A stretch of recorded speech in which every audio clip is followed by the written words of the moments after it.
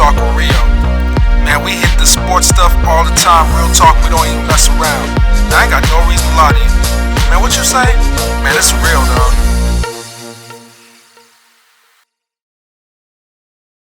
Hey, what you doing? You know this is fire. Subscribe. Go ahead and hit that like button. And after that, make sure you hit the notification bell. You know it. Let me break it down right quick for my haters, my dictators and bad raiders. Since you never seem to get it right no more, then right no more. Kick back your feet and watch your back from perpetrators. My game's strong and my range roll.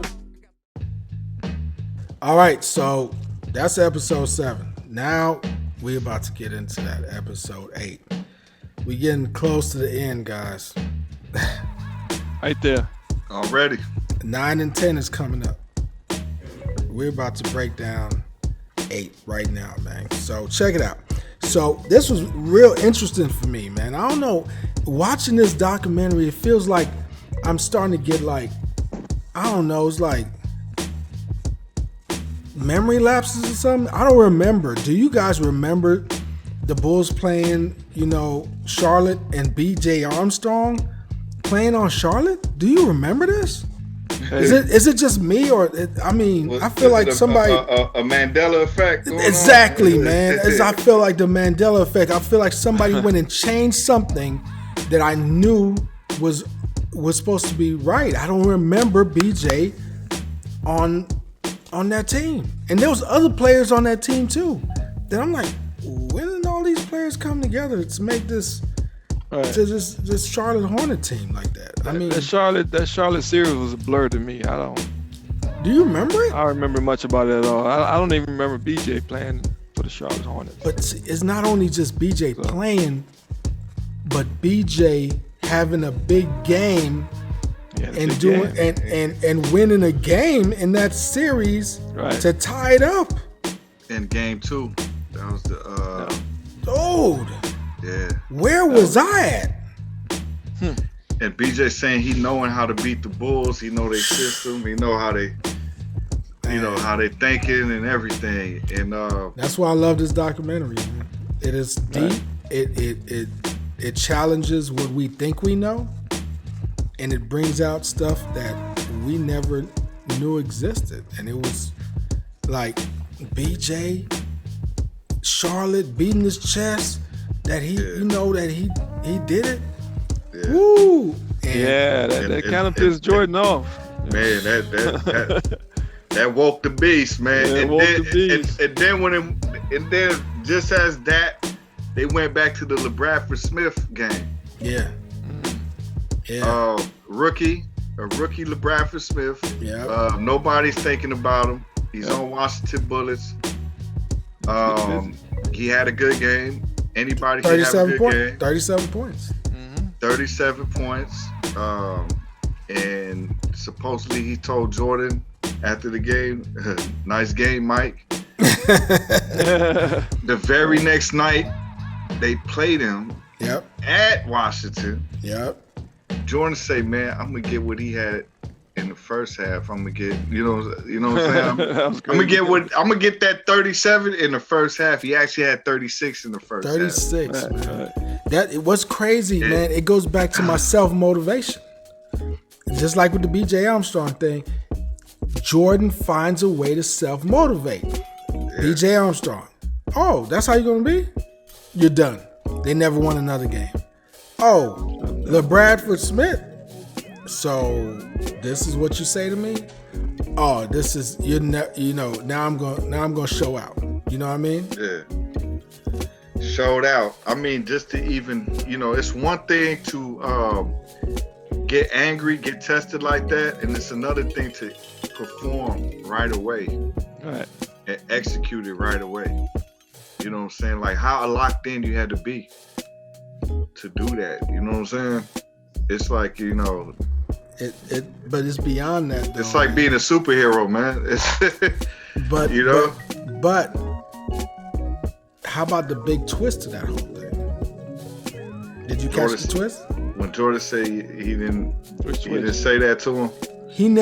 That dude, LeBradford Smith, never said that to Jordan. Yeah, Jordan psyched himself. Jordan made it up in his head to get him pissed off. So he created this whole fake scenario about this dude saying that, just to motivate himself. That's what I'm saying. Jordan is like, you know, when somebody's a genius, when you're such a genius, you're crazy. That's what Jordan is, man. He's he's a master of that. Yeah. Or you could say he's like a Bruce Banner.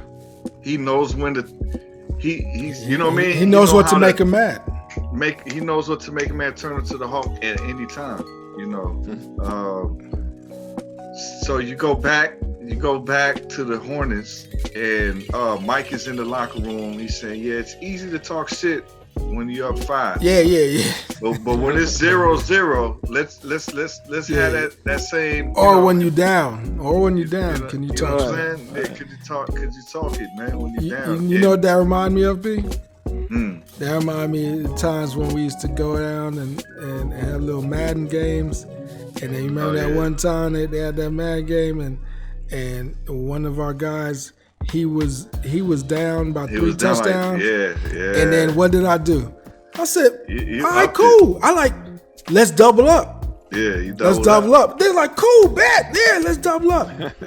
And I was like, yo. He's like, what are you thinking about? He's like, what are you thinking about? I'm like, look. I said, and when we win, I need y'all to get the, you know, I was talking so much smack. And they didn't understand where it was coming from. But see, when you're in somebody's head, and when that dude started to come back, I already built the story. Told them that, hey, don't let this dude come back on you, because y'all was winning by 3, and now we doubled up. If he come back and beat y'all, so it messed with the head, and he came back and won. And when he was coming back, you could tell it was already in his head, like that pressure. The prophecy is coming, right? Because this dude has so much confidence that he doubled up. There must be something wrong. What?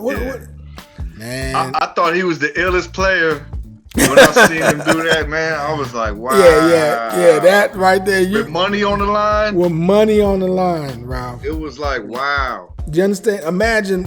I give you an example. Imagine we put 500 on the game, and we're down 3 touchdowns. And you double. And we said, double it up. Right. And it was like, cool. That's a bold move right there. Right? Oh, we doubled it up. And like P said, P was like, yo, because he's never seen this before. I was used to it. This is what I do. You know what I'm saying? And it's one thing, like, if you're playing the bum and you're going easy on the bum. Mm-hmm. But the dudes, they was players. Oh, they was all. Oh, matter of fact, you know who was there, Ralph? Who? Ghost. Oh, okay. Yeah, you remember Ghost we played poker Ghost. with? Yeah. Okay, that's who we play poker with. Yeah, so he was there. Ghost, Icon, and the other dudes. But the whole point is that, they went ahead and you could talk smack when you're up. Right. But can you talk smack when it's 0-0 or when you're down? See, there's a different mentality. There's a big difference. And here's the thing about motivation. See, and it's funny because back in the days in Madden, they used to give me this nickname of Phil Jackson because I used to motivate my players all the time. I used to come up with stuff to motivate them to winning when they were in situations. I would motivate them. So they would nickname me Phil Jackson. You know, so at the end of the day, when you're looking at Jordan, he's finding ways to motivate himself. He's looking at BJ, he's like, all right. Okay. See, and that's the thing you're saying, that it's like Jordan didn't have a person to bring that out of him, so he had to do it himself. That's why Jordan was being the person to do that to his teammates. Yep. Right. You know what I'm saying? So with that, the Bulls close out the series. They end up winning game 3, game 4, game 5. They smashed out of there. So let's go back to 1995 with the baseball strike. Right. Okay. Right. The MLB want to get replacement players. Yep. And Jordan didn't want to do that. and that goes back to how Jordan wasn't trying to act like a superstar. Mm-hmm. Jordan, if he wanted to, man, he could have went to the major league, right? He could have went major, been a replacement player, sold out all the stadiums, right? Yeah. All the ballparks. But he said, "Nah, I'm not crossing the line." Hey, Big Ralph, I'm gonna have to throw a jab at you, man, real quick, because okay. This is why Jordan is the greatest of all time. That LeBron cannot be in Jordan's shoes, because Jordan never flops. He's honest. He is honest with his game, man. If you knock Jordan down, you knocked him down, man. You know Preach. what I'm saying? If Jordan came honest, I don't care. Look, I don't care if he took you out to dinner the night before. Van Gundy tried to say that. Oh, you soften my players up by hanging out with. Jordan wants you at your best. Preach. Because he don't want you to come whack, man. Preach. He can have the flu, but he wants you 100%. And he was ready, LeBron flops. A real GOAT do not have to flop and manipulate the refs and all of this stuff. And this stimulus. It's too evident. There's videos that show LeBron flopping hard. All the time. Just like there's video of LeBron traveling all day long. LeBron traveling and he flopping, and that's my problem with his game. Now that shows. It comes to LeBron bashing, guys. Fans out there, as you can see what's going on. Nah, man, it just shows that how. But I get your point. Don't get me wrong. I get your point. Okay. Jordan didn't want to have the red carpet out because he's Jordan. He wanted to earn his position. So you don't do that by flopping. You don't do that by taking handouts. You don't do that by doing certain things like that. You know what I mean? Do you guys think flopping is more part of the game now? Man, come on, versus man. Back then? Yeah. Wait, think about it. ESPN has a whole segment called Phantom of the Flopper. the only known flopper you could think of back in the 80s, 90s era was Bill Laimbeer, because he was trying to hide the fact that he's hacking the messages. What about Rodman? Was Rodman a flopper at times? Rodman flopped. You know who else? He flopped quite a few times. You know who else flopped? Reggie Miller, man. Miller was a flopper. Reggie Miller flopped. He was flopping. So we had some floppers back then. We had some floppers, but right now it's running rampant. It's rampant in the NBA. They weren't out of control now. It's out of control. They wasn't on the top 10 player list. No. But man, this right now. Reggie Miller, it is and was a dope player, however you want to put it. Man, in today's NBA, right? You know how they practice free throws, practice rebounding. Right. They practice flopping, man. Yeah, you know what? I think as far as LeBron, right? You guys talking about he's a flopper and all that. Yeah. I think he flops at times because he doesn't get the fouls. Because he whines. That he should get at times, right? He whines. Sometimes you feel like he's got to go extra step to really make it look like he got fouled. That way the ref can blow the whistle. Chardonnay, red, white, all of that is wine. That's exactly what LeBron. How many times you see LeBron get fouled and you don't see no whistle? How many times you seen Jordan get fouled? Come on, man. Let's be real. Come on. That's my problem, Ralph. Okay, I'll tell you what. We're going to leave that to another discussion another time. Man. Let's move on. Yeah, you remember what I told you about? You remember I told you about people that stay to fight and people that run away? I'm just telling you, man. Just remember in the back, rewind that episode. Hey, I fought as long as I could, right? So I got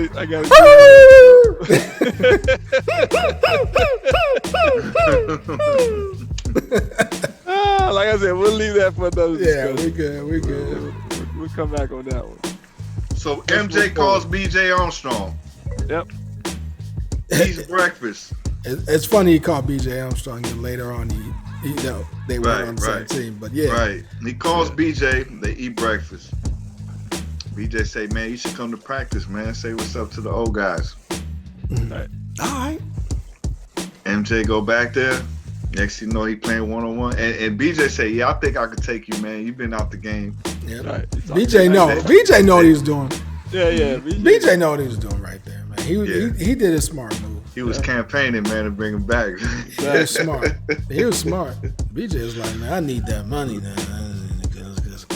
We need a win, boy. Yeah, we need a win. We need to make that money. Pippin over here tripping.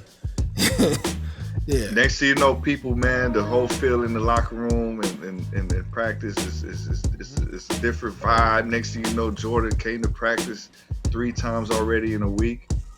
Right. Like, then it leads to the I'm back. How do you guys feel about that? How do you guys feel about that I'm back, man? Man, it was great. It was great to see him come back. I couldn't wait to take that thing off my wall that said, that he left, that he retired. I took that off. Took it off. That mural that I made, of him leaving and stuff like that, stuck it in the closet. I was like, he's back. It was wonderful, man. Yeah, Bulls fans were happy to see him come back. It was like the resurrection. Oh my goodness, resurrection. Exactly. But the comeback though. But how did you feel about? He came back like Jordan wearing the 4.5. He did it with the 4.5. How did you feel? I was pissed. I hated the 4.5. Yeah, I didn't like the 4.5. I didn't even understand it. It was like, what? Why did he wear the 4.5? Do you remember? Was there something behind that? Yeah, it was just the first number he wore in high school. In high school. Okay. Well, that's why he went to the 4.5. But the reason why he didn't play with the 23 is because it was the first time his dad went around. Yeah, correct. It's the first time his dad wasn't around. Yeah, so he didn't feel like it was going to be the same. So he wanted to start new. And now you got to remember during that time, Grant goes to Orlando. Mm-hmm. Right, they lost Grant. And it's because Reinsdorf didn't extend his contract. Mm-hmm. Once again, you do Pippen wrong, right? Do Grant wrong. You do Jordan is underpaid and you knew it, right? Mm-hmm. And now Horace Grant, the work you put in. Yep. I was part of that 3.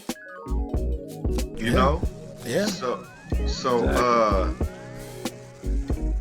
Yeah, man. I think it goes back to Krause, man. Krause is and Reinsdorf. That's what I mean. Who gets the more fault? The owner or the GM? I still go back to Krause, dude. You said Krause. Yeah. I still go Krause. I still put on the owner. I think the owner, man, because he overrides everything. Yeah, he overrides everything. I mean, the owner could tell the GM something. The GM, if you don't do it, man, hey, man. Here, all trickles down. You can find another team you could GM for. You know what I'm saying? And sometimes you get in certain positions where you make such great moves that your power out, it becomes, you become more powerful than the person that's over you. And when that happens, there's only 2 choices. That person gets rid of you, like how it happened with Diddy in the music industry. You know what I'm saying? Where Andre Harrell, R.I.P., Andre Harrell. But when he was big and Diddy got big, he was like, we can't have two lines, right? So he had to get rid of him. He fired him. Or you could do like Robert Kraft and Belichick. And you could embrace it and be like, look, man, this dude is a genius. Yeah, go ahead. You could run the show. And Belichick is bigger than Kraft, in my opinion. Right? I feel like that's how it was with Krause and Reinsdorf. Krause is bigger than Reinsdorf.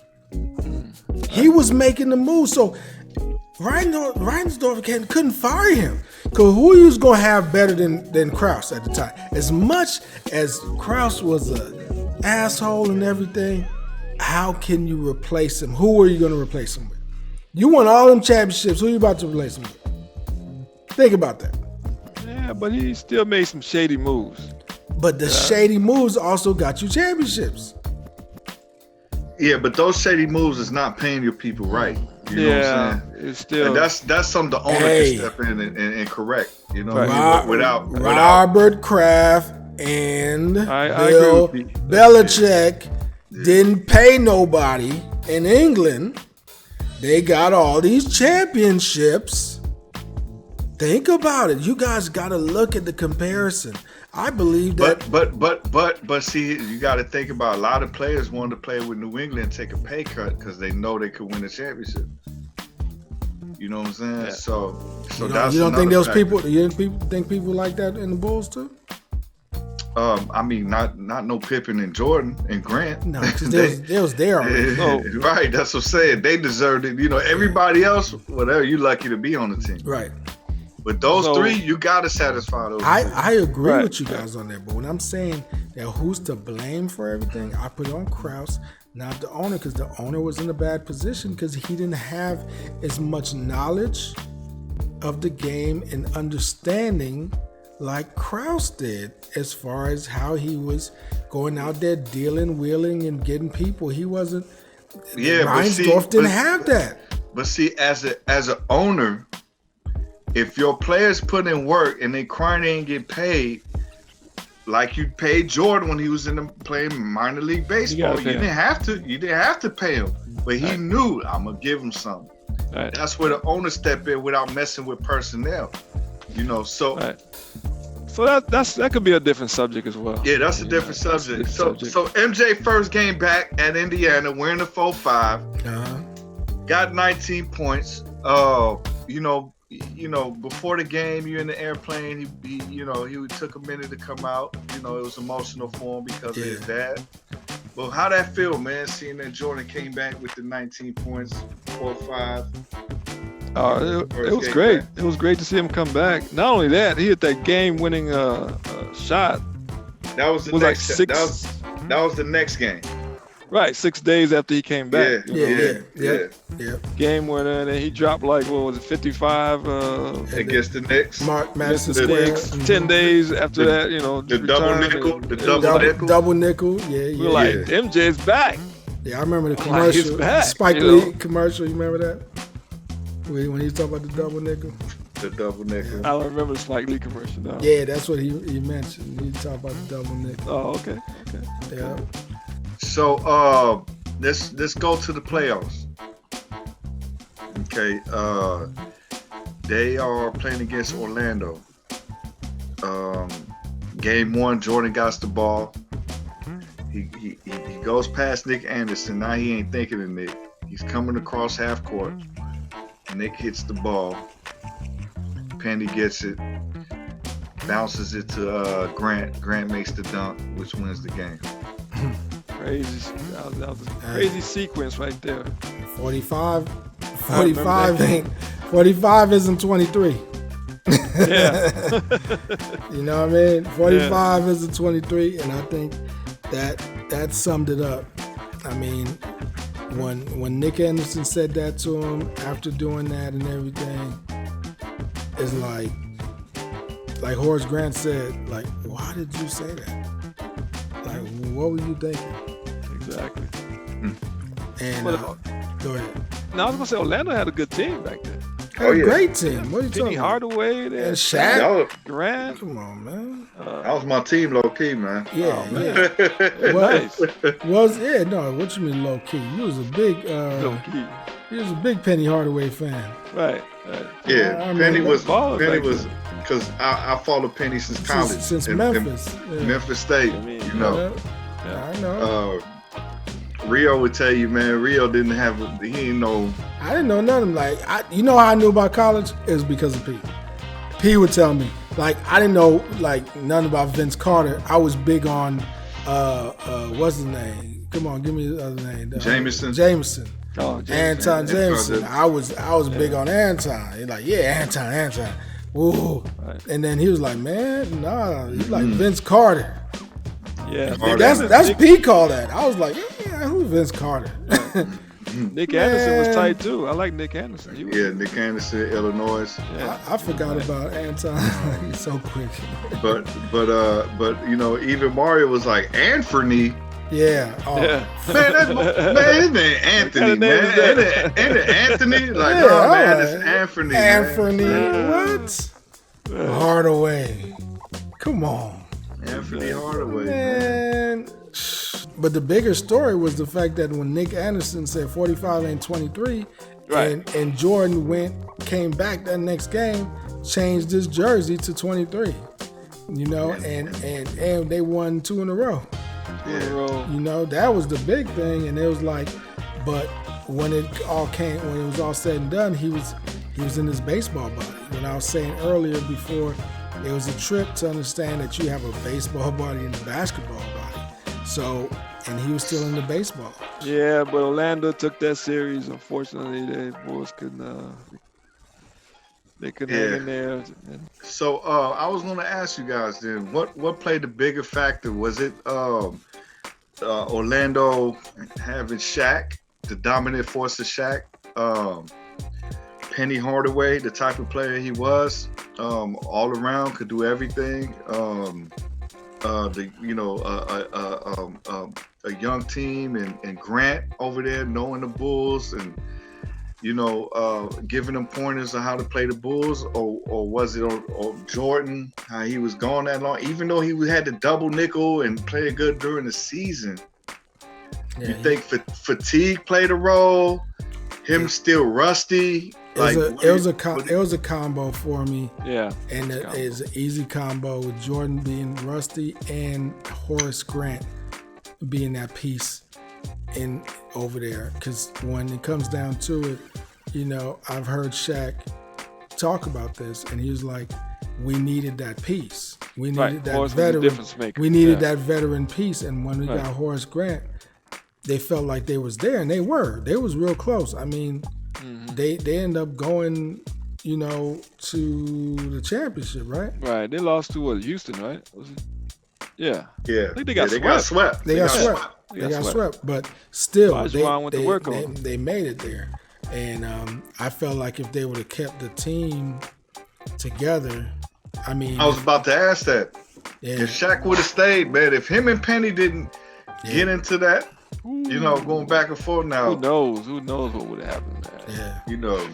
So, the Magic won and everything, but I think the most craziest part is to see them hold up Horace Grant. You know what I'm saying? They held up Horace Grant, put him on the shoulder, and paraded that, and Jordan is like an elephant, man. In Chicago. Right. Yeah, that was a slap in the face. And Jordan is that elephant never forget. And he looked at that. Mm-hmm. And what did he tell the trainer? Yeah, I'll see you tomorrow. Exactly. I'll see you tomorrow. Because he knew that's when he started to retrain, get his body back in basketball shape. Now, I'll see you tomorrow. And that's what led to his trainer saying, Jordan had an obligation to get his best at all time. He never, for knowing that you got fans, knowing that people is going to watch him play for those 3 hours, that he's going to give it all. Like, do you think these players today have that mentality? Nah. Right. There's a few players. There's a few. There's like I feel like LeBron. He puts in work and everything. He works hard on learning on how to flop and how to travel. No, for real. Why you see? You started off. No. I feel like LeBron works hard in the off season. I said, I was thinking, he finally giving LeBron his. He works hard. He works hard. But speaking of work hard, now tell me, did you guys know about this? I had no clue until I watched the documentary. Had no clue. We all knew about Space Jam. Yeah, cool. We knew he was filming Space Jam. Dude, they made him a court, but then Jordan took it to the next level and had players coming in there practicing. NBA players from different teams. I didn't even know it. Reggie Miller said that was the best games I heard about that they ever had. Yeah. It's like, Come on. And I could say one thing. I seen the games, the footage of the games. Oh, you did? I didn't know it was during the Space Jam time. Oh, wow. I was like, damn, they playing. Oh, okay. Like, when was this? And to the documentary, I was like, oh, okay, that's what I was seeing. Yeah. You know, and what's funny is Rodman was there.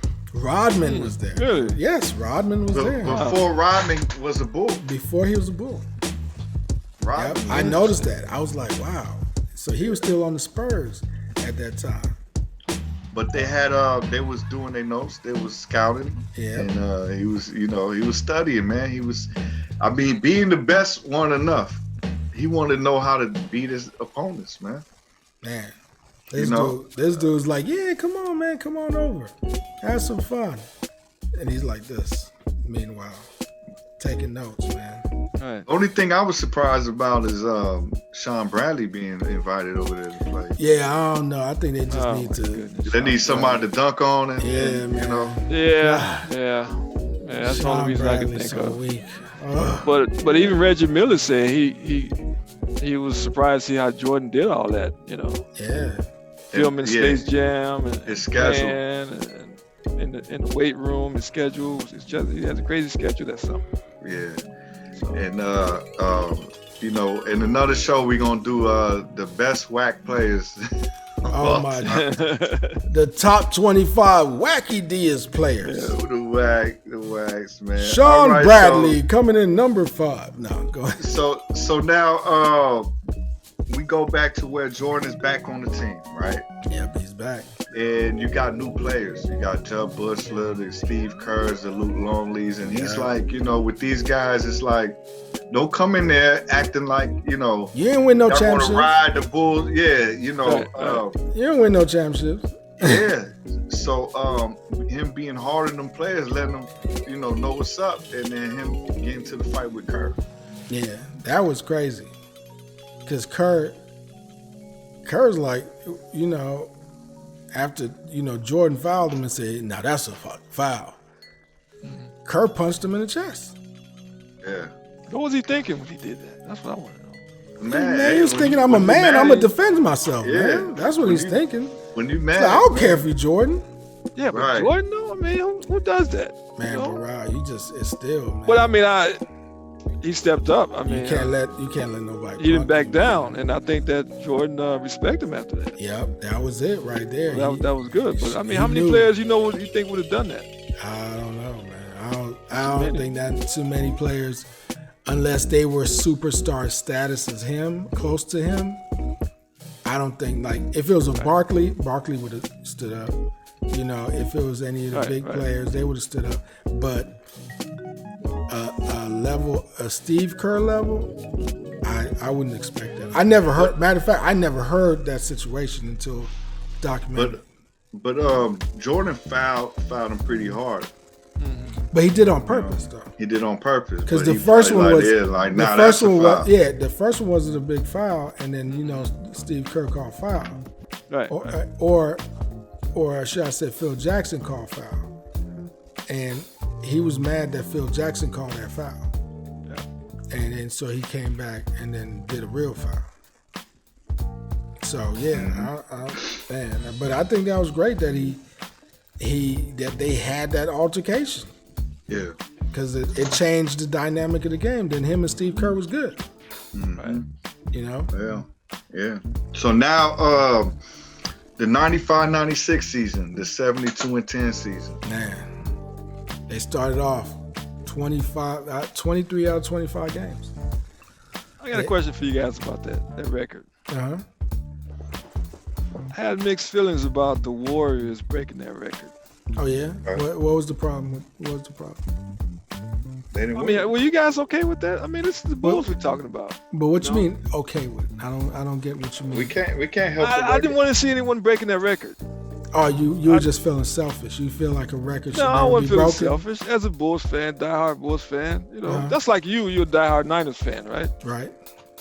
Now, how would you feel if some other team broke whatever record, championship or whatever? I don't know what record. I mean, how'd you feel about that? I mean, are you okay with it? I don't like it as far as like, man, I wish we could be the ones that held the record, but at the same time, I wish we were the ones to break it. So at the end of the day, and I mean, I could. I was gonna save this to the final episode, but I might as well since I'm wearing the hat. One of the things is that I stopped liking the Bulls after Michael Jordan retired, not because Michael Jordan retired. I left the Bulls because of the fact that Krause and the organization, I couldn't follow that organization anymore. So I was done with the Bulls, and I refused to go back to the Bulls because they broke up a dynasty for no reason. Right, and I understand that. Right. And then so coming to now that, so now that I'm currently a Warriors fan and being part of that whole situation, seeing them win, I felt good with them winning. I mean, with them breaking. You're still a Bulls fan back in that. Of course. I mean, that's. During that time, I was a diehard Bulls fan during that time. I mean, that's taking nothing against the Warriors. Warriors had a great team. Mm-hmm. They crazy season. I mean, but still, they technically they didn't. I'm gonna tell you something, Ralph. What? Break it down. 72-10, right? Mm-hmm. And versus 73-9? Yeah. Bulls got the championship. That's what mattered to the Bulls. Yeah, that was the difference, and that's what hurt me. That's what hurt me is that the Warriors didn't win. Let's stop there for a second. What team was that beat them that year? That beat the Warriors? Cleveland. Cleveland? Was that LeBron James we talking? That was the stimulus package. But that was stimulus package. It was Stephen Nagle. Who hit the shot to seal the deal? Okay, Kyrie hit the shot. Okay, all right. But who made the block? Yeah, the famous block. LeBron made the block. Who put him in position to? It was LeBron. Be that close. LeBron. Let me tell you, that was all LeBron. Because if it wasn't for LeBron whining and everything to the coach and to the referees and to the league, then they wouldn't have suspended Draymond and then gave them the stimulus package and then caused us not to be able to have anybody. And then they fouled Curry out of the game. He never fouls out. They wanted LeBron to win. They needed LeBron to win. They set it up, and they caused all this issues. They faced the league. So you know what they did? The 7th game, Game 7, that's when they said, okay, we're not going to do anything anymore. Now you guys play. It's too late. You already messed it up. You already put all this doubt in the Warriors' head. They're all messed up. The referees messing with them. So in your mind, it was all fixed. It was fixed. It was fixed. We gotta say this. It was fixed, right? We gotta say this for another episode. Another episode. We gotta save it. Stimulus package. Everybody knows. But I still didn't want the Warriors to break the record. Well, to me they didn't because they didn't win the championship. Yeah, but we're talking about the record. We're not talking about the championship. Yeah, and it's the record. But that's I was glad they lost the championship. Of course you were, because you're a LeBron fan. No, I'm a. What you mean? I'm a Cleveland. I'm a LeBron. But how ill is that? How ill is that? Yeah, say it. Say what you're gonna say, because I know what you're gonna say. How ill is that? That who was a part of both? Steve Kerr, baby. That's exactly what I was about to say. Steve Kerr. You're right. What's the odds of you being part of both teams? 72 win and 73? You blessed, man. Do you think back in Kerr's mind, he was like, man, I want to beat this record so bad? Of course. If he had the opportunity. Think he was really thinking about that? Of course. Yeah. Why wouldn't you? You're making history, and people are always going to remember you. Yeah. You was part of one team, and when you was part of the other team, you was a key component, but now you're the head of the team. You understand? And everybody credits you for coming in, taking over the team, and winning. Right. You understand? There's a difference. You think he had conversation with the players and kind of like say, hey, we got this record. I think the players. We can beat it. Especially by January, January, February, you having that conversation, man. And everybody was thinking about it, man. And yeah, man. I mean, for the fact that Bulls set the bar with that 72 and 10. They set the bar. That's incredible, though. Still, but winning the championship takes it over the top because it does. You could go undefeated, right? Mm-hmm. New England Patriots go undefeated, means nothing, and then loses in the championship. Yeah, so what would you rather have? That championship or that record matter to you? Do you guys think that Warriors record would ever be beaten? I mean, it's 73-9. That's gonna be rough. That's gonna be very hard to do. I mean, I thought Chicago. I think Chicago's gonna be rough. Right.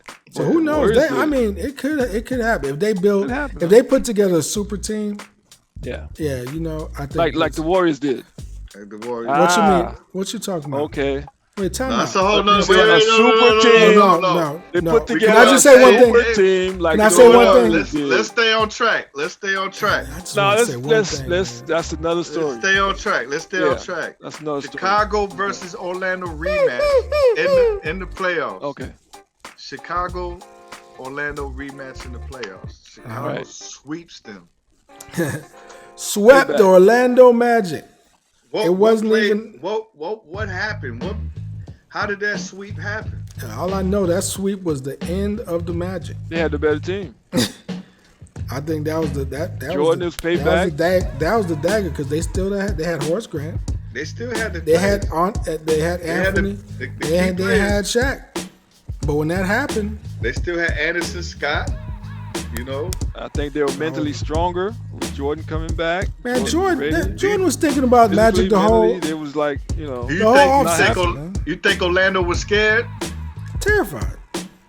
They were terrified. It wasn't even scared. They was terrified. Yeah. The boogeyman was back. It was back. You know what I'm saying? That was good to see him come back and sweep him like that. That was good. Yeah, the sweep. That was good payback. It was like Isaiah, man. We didn't think we was going to get swept. We thought we was going to make it a good series. No. They got man. That was a blow, man. That was a big old blow. So now, they go in 96 finals. They play the Seattle Supersonics.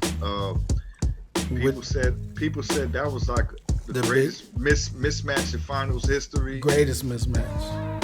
Do you guys think it was a mismatch? I felt like it was a mismatch. I think it was. I mean, you want me to be 100% honest?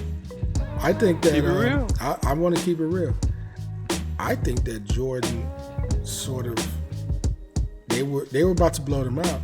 I think Jordan purposely slowed down to win that championship on Father's Day. I was going to ask that. I really feel that way because you know why? And what gave me confirmation of it was during the documentary when they showed Jordan. They showed Jordan what the glove was saying about now when I started playing defense on Jordan, I had him tired and got him tired, and I wonder what would have happened if I was beating up the whole game. And Jordan laughed, and he's like, yeah. Nah. He said the glove wasn't the problem. Right. He wasn't the problem. And, I had a lot on my mind. Yeah. He was thinking about his dad. Went on Father's Day. And he knew he was going to win that day. Yeah, I don't care what you tell me. He knew. It was another way to motivate himself. It's another way to motivate. So do you think he told the team, look, man, let's just win it on Father's Day? No. Or you think it was just something it was something that he probably was allowing to happen, like subconsciously slowing down what he does. He wasn't going as hard. Right. Because you got to understand, they went 2-0, and the 2-0 they did, it was so dominated that people was like, oh, this is a sweep. You remember? We was like, oh, this is easy money. And then all of a sudden, it's like, whoa, what just happened? So I don't. Now the thing is, the only way it was a mismatch is because it was a young Supersonics team. Yeah. But you still got to give credit to them because not only they had a good season, they made it to the finals. They had to beat teams like the Jazz. They had to beat, teams they were a like good team. Phoenix or the Lakers, whoever else was good. I mean, Shawn Kemp was probably one of the best Shawn Kemp you could get. Oh yeah, he was Slim Kemp. He wasn't Fat Kemp. Yeah, he wasn't Fat Kemp. Now, the part we totally skipped over, man, is that before that 2-0 lead, you remember Michael Jordan was at a restaurant eating. Yeah, I was on. Yeah, George Karl walks past him. Didn't say anything. Don't say nothing. And Jordan like, are you? Did this just? Yeah, yeah. And he was like, oh, okay, motivation. Yeah, you gotta look at the themes throughout this documentary, man. Yeah. It's all about Jordan finding ways to motivate himself. And to go back to that Seattle team, man, they had a good team because from top to bottom, they had a lot of shooters. They had Hersey Hawkins, Gary Payton, Kemp was a good stretch for. They had Sam Perkins was on that team. Mm-hmm. He could shoot it. I think Detlef Shrimp probably was on that team still. Exactly. They had a lot of players that could shoot on that team, and I just think inexperience was the mismatch. You know what I'm saying? Like Bulls was there. You know what I'm saying? And but they took a 3-0 lead, man. Yeah. 3-0 lead. Yeah, but going back to your theory, Rio, about him wanting to win that championship on Father's Day, you up 3-0. I don't know. You want to close out, Yeah, I understand, but 3-0 is a big lead. To take a chance and let a team come back on you, that could easily slip away from you. And 3-0 is a big lead, man. I don't know. I mean, they said because they put the glove on Jordan game 4 and 5, that made a difference, which we all. How about game? Exactly. How about the rest? Yeah. So, do you think GP didn't give Jordan any problems? He did. He gave him some. He did. Bit, but I don't think it was too. But not because of Jordan wasn't playing 100%. Right. Yeah. So, yeah. I just think that it was a situation where Jordan, he just needs to turn it on, and at that time, he probably had stuff on his mind, and he was like. So wasn't that like a hit you in the heart when you see Jordan on the floor crying at the way? Because that goes back to my conversation earlier, and that's how I know how genuine it was. It wasn't if it was a situation that he was a part of, you wouldn't see that type of emotion. You wouldn't even see him back in the NBA. Right. Yeah. I mean, his dad would have been right there next to him in that locker room. I remember when we was watching. That was the only thing that was missing. That was the only thing that was missing with his dad right there. That was like the most super emotional time of a championship. Like he was like crying. Yeah. Didn't that kind of remind you guys when LeBron won it for Cleveland? The Warriors? No, it didn't. It didn't. It wasn't. It don't. It kind of reminded me. It was kind of. What was he crying for? He was crying for Cleveland. Cleveland. Oh, poor Cleveland. He got Cleveland a championship. Ooh. Went back and got him a championship. That's a different story. We got to save it for the other show, man. Make sure you guys tune in. And tune in to that one. So now it ends it off with the beginning of the Indiana Eastern Conference Finals matchup. Yep. And Reggie Miller felt like they had a better team than the Bulls. Yeah, right. He did. He felt like they had a better team so much that he dropped the statement that he was like, am I going to retire Michael Jordan? Yeah, Reggie. Reggie, man. And that's coming up on 9 and 10, man. 9 and 10. Can't wait to see that. I mean, people, man, out there, please comment what you think about, was it a conspiracy about Jordan's dad? What you think about that, his death? talk about Pippen, him sitting out on Kukoc's game-winning shot. Yeah, man. He giving up on the team. Yeah, giving up on the team. You know, what you feel about even that Pippen dunk? Where do that rank in your all-time top 10? Is it top 10, top 3? Where do you rank it at? You know, talk about MJ with the playing in the minor leagues, and how do you guys feel about that? You know, and talk about, make sure you talk about that stimulus package, man. You know what I'm saying? Because I tell you right now, there's no way that LeBron would have won against my Warriors with the 73-9 Warriors if it wasn't for them to put all that in there. I'm telling you right now. Okay, you guys know that. And fans, we'll see what the fans say. Fans, what is better, 72-10 and winning it, or 73-9 losing it? Come on, that's a no-brainer. What's better? That's a no-brainer. Championship is always better. Championship is better, but I would rather say, do you think it counts? The 72-10 record? What counts more, 72-10 record or the 73-9 record? And do you think it's the 73-9 is relevant at all because they didn't finish it off like P was saying? Right. So definitely, man. Hey, let us know, man. Yeah, and also, man, was Seattle Supersonics really the biggest mismatch in finals history? Like, really? I don't think so. You know? Again, us Bulls haters trying to diminish the championship. That's all that is. Yeah, man. All right, man. Hey, we had another good one, man, and can't wait for 9-10, man. 9-10, man. We're finally at 9-10. Can't wait. I wish we could watch it live and comment live, but you know how it is. Yeah. YouTube would shut it down because it'd be copyright infringement all day long, so we can't do that. Any predictions on what you're going to see in 9-10? Anything looking forward to? I predict that the Bulls are going to three-peat again. All right. I predict that's a good prediction. That's a good prediction. And I believe that Jordan's going to hit the game-winning shot. Ooh. So, like, spoiler alert.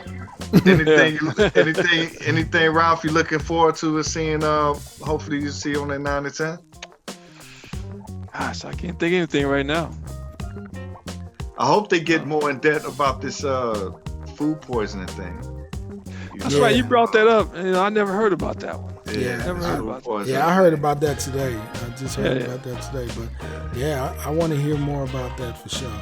And definitely when Jordan, I think he got into it with Reggie Miller in that series. Yeah. And then you remember when Reggie pushed Jordan and hit that last second. Yeah. Push off. See that push off. Yeah, we're gonna see. You know, things who knows what they're gonna go to the past. You know how they always jump back in the timeline. Yeah. And, I'm looking forward to 9-10. Yeah. Because it's the last two, right? So that's the final. Hopefully we go out with a bang on that one. So yeah. And keep in mind too, they're gonna have a special that's gonna come up after 9-10 with Magic on Tuesday. Yep. They're gonna have like a round table breakdown discussion as well, and I can't wait to see that because we're gonna get some player reactions and stuff. Sure. Oh yeah. So tune in, man.